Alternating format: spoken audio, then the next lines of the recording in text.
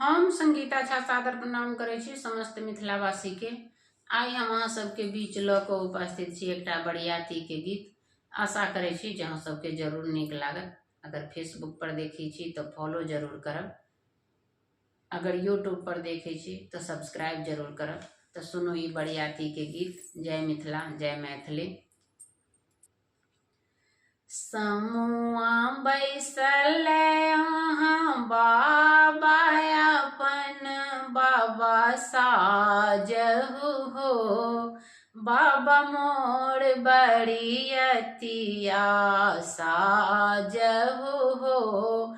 बाबा मोर बरियतिया हम कोना साजू बउआ तोर बरियतिया। हम कोना साजू बउआ तोर बरियतिया से बड़ी सत हो। बाबोरी मझिम बूंदिया से बड़ी सत हो। बाबोरी मझिम बूंदिया साजहु हो।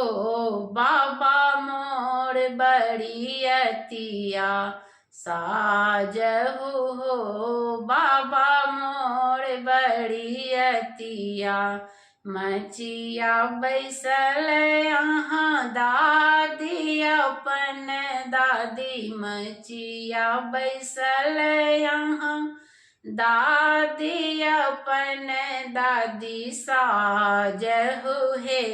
दादी मोर बरियतिया साजहु हे। दादी मोर बरियतिया साजहु हो। बाबा मोर बरियतिया हम कोना साजू बउआ तोर बरियतिया। हम कोना साजू बाबू तोर बरियतिया से बड़ी सत हो।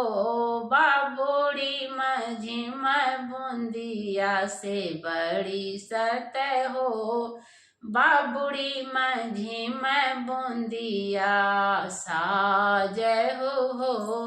बाबा मोर बरियतिया साजहु हो। बाबा मोर बरियतिया। धन्यवाद। आशा करै छी जे अहाँ सबके जरूर नीक लागल हैत। लाइक, सब्सक्राइब और शेयर जरूर कैल करू।